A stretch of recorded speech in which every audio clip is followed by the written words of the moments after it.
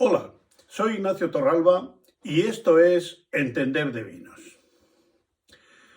Hoy hablaremos de el parto del vino, el momento de la vendimia, cuando la uva deja de ser fruto para empezar a convertirse en vino. Vendimia viene de las palabras vin y demia, o sea, vino y cortar. Es cortar la uva, pero cortar la uva para hacer el vino, porque la uva de mesa no se vendimia, se cosecha, porque ya es una fruta que se trata como fruta.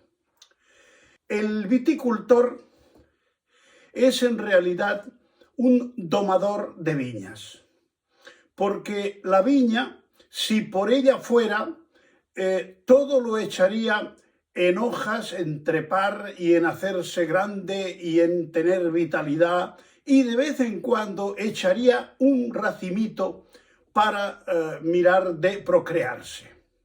Pero lo suyo sería crecer, crecer y hacer follaje. Es el viticultor el que la doma, la poda, la planta en hileras, hace todos los trabajos necesarios para domesticarla y que la viña haga lo que al viticultor le conviene, que es producir uva en la cantidad y en la calidad que va bien para sus fines, para convertirla en vino. La mayoría de las plantas en el mundo vegetal tienen inteligencia a su manera.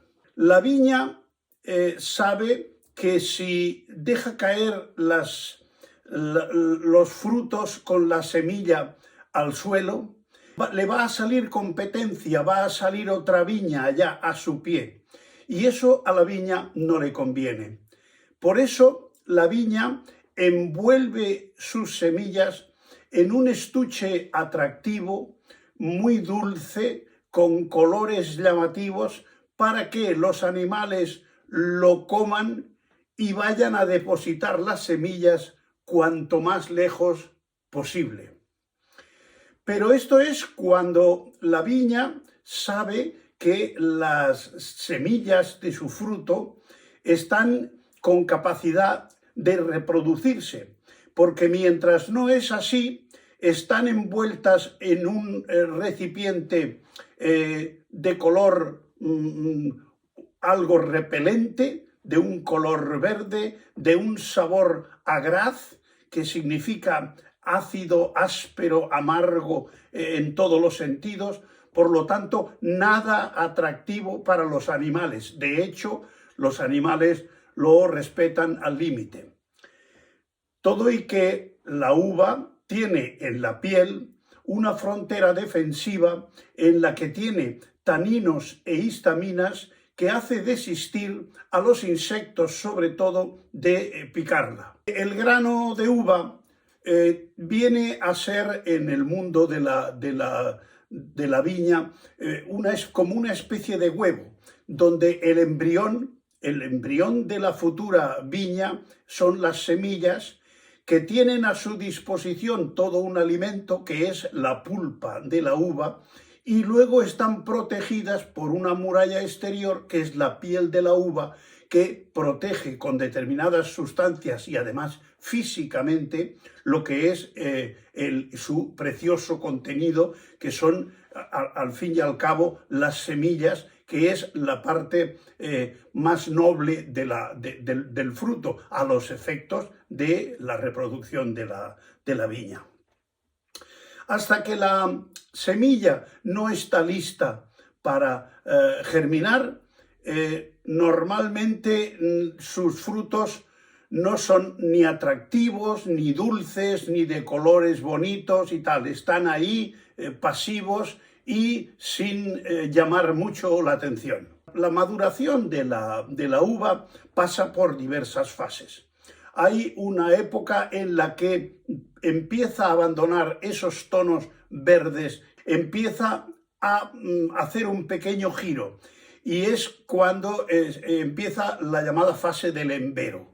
los granos de uva empiezan a virar el color si es uva blanca. El color verde empieza a virar a amarillos y dorados, y si es uva tinta, pues empieza a virar a rosa, a rojo, luego incluso a azul y a veces hasta casi negro. Estos son, digamos, la gran gama de colores, que es amplísima, porque hay uvas de muchísimos colores. Hay algunas que incluso en su estado de madurez completa son de color rosa. Ya las podéis ver aquí. El proceso de maduración consiste básicamente, por lo que al grano de uva se refiere, en que baja la acidez y sube la cantidad de azúcar, hasta que la semilla es capaz de germinar. Cuando se produce lo que se llama la madurez fenólica, que es la madurez de la semilla, entonces el grano ya está en plenitud. Porque a veces hay una maduración desde el punto de vista de los azúcares, pero la semilla está todavía verde, lo cual se puede comprobar masticando una semilla de un grano de uva y veremos que es realmente muy áspera, muy rasposa, muy tánica. Entonces hay que esperar a que esa tanicidad tan austera se dome un poco y tenga un poco más el sabor como de un grano de café, un sabor más leñoso, más neutro, no tan astringente. La madurez de azúcares hace que el vino consiga un alto grado de azúcar y que la uva, también producido lógicamente por la cantidad de pulpa, de cantidad de líquido y cantidad de alcohol. Pero la madurez fenólica es la que nos ayuda a obtener realmente los vinos de calidad. Es lo que nos da elementos aromáticos, elementos de color y, desde luego, el equilibrio de la tanicidad, porque hay tanicidades positivas y negativas según el grado de madurez de ese tanino. La maduración de la uva, dependiendo de la variedad de uva que se trate, se produce desde finales de agosto a mediados de octubre. Luego, si esa uva tiene otra finalidad de conseguir unos vinos dulces y necesitamos una sobremaduración, la sobremaduración se produce sobre mediados o finales de diciembre. Ni que decir tiene que en el hemisferio sur, lógicamente, al estar cambiadas las estaciones, el periodo de la vendimia se produce desde febrero hasta abril. Antiguamente, en el mundo agrícola, en el mundo de la viticultura, las labores de la viña y la propia vendimia venía determinada por el santoral. Por un santo se vendimiaba, por otro santo se podaba y por otro santo se hacía tal otra labor en la viña. Pero actualmente esto ha avanzado bastante desde el punto de vista técnico y el viticultor se ayuda de una serie de análisis y una serie de parámetros mediante un muestreo de granos de uva en la viña que le da con mucha más precisión el momento idóneo para vendimiar la uva para tener la mejor calidad de vino posible. En el caso de los vinos espumosos, la vendimia se suele adelantar un poco, porque como el grado final del vino generalmente depende de las zonas también, pero generalmente está entre 12 grados y medio y 12 grados, 8, y precisamente durante la segunda fermentación el grado prácticamente sube un grado más, pues no pueden coger la uva en un estado de excesiva madurez, porque entonces el vino espumoso se les iría fácilmente de los 12, 13 y más grados. Por lo tanto, tienen que vendimiar con una acidez importante. En el caso de los tintos, hay que buscar el equilibrio entre azúcar y acidez, con la tercera pata de ese taburete, que es la astringencia, la tanicidad. Esos tres parámetros son los que nos ayudarán a decidir en qué momento es el idóneo para vendimiar la uva tinta. Es preferible una maduración lenta, que es la que se produce en las zonas de viticultura frescas, más al norte, porque en las zonas más cálidas la subida brusca del azúcar hace que haya también una caída brusca de la acidez, y esto no es conveniente. Lo ideal es que la uva madure, pero conserve un grado de acidez. La acidez es un elemento indispensable para la supervivencia del vino y para el equilibrio del vino. Es una de las tres patas del cuerpo del vino. En nuestras latitudes, la uva no tiene prácticamente problemas para llegar a una madurez plena, como ocurre en otras zonas de más al norte, Francia, Alemania, etcétera, donde con bastante frecuencia se ven obligados a chaptalizar, porque realmente no consiguen que la uva llegue a tener el grado de azúcar, el grado de maduración que ellos quisieran. Entonces se ven obligados a añadirle al mosto cuando va a empezar la fermentación, añadirle una cantidad de azúcar, que es un procedimiento que inventó un tal doctor Chaptal, por eso se llama chaptalización. Con eso consiguen que entre el azúcar del mosto y el azúcar añadido, el vino llegue al grado alcohólico que les conviene. En el caso de que convenga de que la uva tenga una sobremaduración, porque queremos conseguir, desde luego, un vino dulce o un vino con unas características especiales, tenemos varios procedimientos. Uno de ellos es la vendimia tardía, que es simplemente dejar que la uva siga madurando hasta que consigamos esa sobremaduración que necesitamos para obtener el vino que pretendemos. Pero claro, esto hay que ir siguiendo los parámetros, ir analizando los grados Beaumet que tiene el mosto y, lógicamente, eso se lleva 1 o 2 meses más fácilmente, y nos vamos a final de año para obtener una maduración plena, para tener la uva realmente muy henchida de azúcares y que nos dé ese grado azucarado con un grado alcohólico también alto. Algunas variedades, como la Riesling, sobremaduran conservando una buena acidez, y eso las hace idóneas para conseguir este tipo de vinos.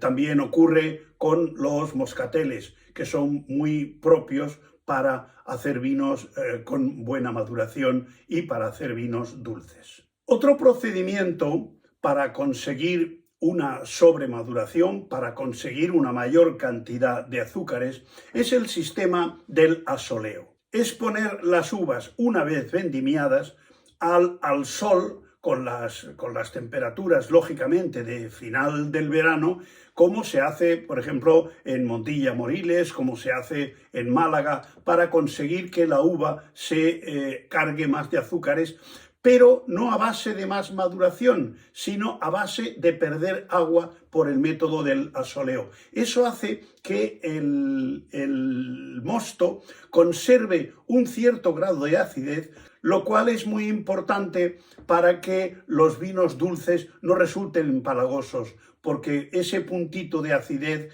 les da la alegría y la frescura que requieren los vinos en estas zonas de producción. El tercer sistema para conseguir esa mayor concentración de azúcares es lo que se llama la botritización. La botritización es ese fenómeno que se produce sobre todo en las zonas donde hay valles con ríos en los que durante las mañanas se producen nieblas. Esas nieblas propician que un hongo que suele estar también en el ambiente de esas regiones, que se llama Botrytis cinerea, colonice los granos de uva, se reproduzca en la superficie del grano, o sea que el hongo emite una radícula a través de la piel de la uva y la va un poco pacificando. Estas uvas prácticamente se tienen que ir recolectando grano a grano o solamente las partes del racimo que están botritizadas y dejar las que aún no lo están para hacer una segunda, una tercera y muchas pasadas para conseguir recolectar todos los granos en un perfecto estado de botritización, que eso es lo que también encarece el sistema de vendimia de estos vinos. En cuarto lugar, hay otro tipo de pacificación, que es los vinos de hielo. Son vinos de vendimia tardía que se vendimian cuando el grano de uva está helado. Entonces esos granos que están duros como una piedra por estar congelados, al prensarlos, el agua prácticamente se queda en estado de hielo y lo que sale es un néctar espeso que tiene un altísimo contenido de azúcar debido a que el agua helada se queda en la prensa. Hay también un último método que es lo que se llama la desecación. Es un sistema parecido al del asoleo, pero en vez de hacerse en el exterior, como suelen ser en regiones donde en la época ya de la vendimia, sobre todo si es recogida con sobremaduración, no hay prácticamente sol, hay poco sol. Entonces lo que hacen es secarlas en el interior, colgadas o bien encima de unos lechos de paja o de caña, y entonces esos racimos se van desecando poco a poco y también ganan nivel de azúcares. En algunas ocasiones también estos granos se ven colonizados por la Botrytis cinerea, esa maravilla que le sucede a la uva cuando ya está madura, pero recordad que si esa Botrytis, si ese mismo hongo ataca la viña cuando el grano todavía no está bien maduro, eso es lo que se llama podredumbre gris y esa vendimia prácticamente hay que tirarla. No tiene ningún valor porque la podredumbre gris realmente pudre la uva. Por este sistema es por el que se llevan a cabo vinos italianos como el Recioto, el Amarone, el Passito, el Vinsanto, incluso en Francia el Vin de Paille, el vino de paja de la zona del Jura. En general, para que la vendimia se haga en las óptimas condiciones, tiene que tener un tipo de maduración homogéneo. Claro, esto se consigue porque por eso en las parcelas hay uvas solamente de una variedad, porque generalmente las diferentes variedades a veces tienen hasta un mes de diferencia en el tiempo de maduración perfecta. Por eso, al ser de la misma variedad, generalmente la viña, la parcela, suele vendimiarse con una maduración homogénea por todo. Aunque a veces en zonas más soleadas se adelanta un poquito, pero también hay que dejar para los últimos días las zonas más a cara norte y las de cara sur, vendimiarlas antes porque el sol durante la maduración les ayuda a conseguirlo con mejor facilidad. Otro tema importante en el momento de la vendimia es rechazar los racimos que estén en malas condiciones. Se ve fácilmente. Normalmente suele hacerse una primera eliminación a pie de viña y luego en las bodegas cuando se quieren hacer vinos de calidad, normalmente esta vendimia va en unas cajas de reducidas dimensiones para 10 o 15 kilos de uva, y luego cuando llegan a la bodega hay una mesa de selección donde un buen número de personas se dedican a apartar las hojas, los racimos en mal estado, incluso los granos en mal estado. Conviene que la temperatura de la uva no sea muy alta cuando llega a la bodega. Por eso, en las variedades que son de maduración temprana, como son los moscateles, como son el chardonnay, el tempranillo, que se vendimian a finales de agosto, se hace a veces imprescindible el hacer la vendimia manual de madrugada e incluso de noche con linternas en la frente, y si el caso es propicio, pues también se puede vendimiar con estas máquinas vendimiadoras que lo hacen con una gran facilidad y con una gran rapidez. El gran problema que se puede encontrar a la hora de la vendimia es que en los días previos o durante los días de la vendimia caiga una lluvia copiosa.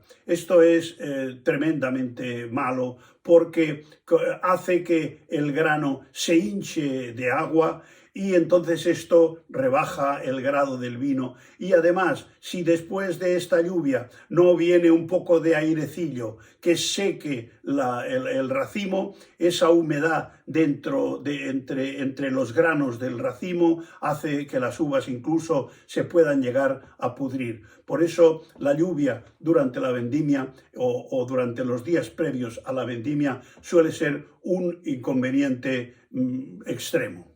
La vendimia manual es lo mejor que hay si se quiere obtener un vino de calidad. La vendimia mecánica tiene ciertas ventajas, entre ellas, desde luego, la gran economía de mano de obra. La máquina de vendimiar tiene un coste importante, pero la producción que hace de vendimia es tan alta que realmente sale muy económica. Entonces, también tiene la ventaja de que al poderse vendimiar de noche con una gran facilidad, la uva llega a la bodega en perfectas condiciones y con temperaturas frescas. Esto también beneficia la calidad del vino que se va a obtener. No es necesario decir siquiera que para la vendimia con máquina tiene que estar la viña conducida en espaldera para que las máquinas puedan pasar a lo largo de la hilera recolectando la uva de manera que se facilite el paso de la misma. Con viñas en vaso o con otros sistemas de conducción, esta vendimia se hace prácticamente imposible. Otro parámetro importante que el viticultor ha de tener en cuenta a la superficie foliar. La superficie foliar en relación a la cantidad de uva que tiene la cepa es un parámetro muy importante porque nos da una información sobre el nivel de calidad que vamos a tener con esas uvas. Otro factor muy importante para la calidad del vino es la edad de la cepa. La cepa de edad avanzada, hablamos de cepas de más de 20, 30 años, eso ya se considera cepa vieja. Las cepas de esta edad tienen por sí mismas un rendimiento bajo. Rendimiento bajo significa que toda la esencia que tiene esa cepa para entregar a su fruta va repartida entre unos pocos racimos, con lo cual la calidad de la misma es infinitamente superior a una cepa que esté cargada con 10 o 15 kilos de uva, lo cual pues, suele llegar a ser frecuente. Por supuesto, también es importante el tamaño del grano. las uvas de tamaño pequeño tienen una proporción de piel con respecto a la pulpa muy superior, y como en el interior de la piel suelen estar todos los elementos aromáticos y todos los elementos tánicos de la uva, esto hace que la uva de grano pequeño sea la de mejor calidad para obtener vinos de alto nivel. Toda esta serie de condiciones a la hora de vendimiar, así como decidir el momento óptimo para llevar a cabo la vendimia, son factores importantísimos para conseguir que el vino sea de gran calidad. Y esto también acaba siendo entender de vinos. Darle a este botoncito y veréis un espectáculo maravilloso.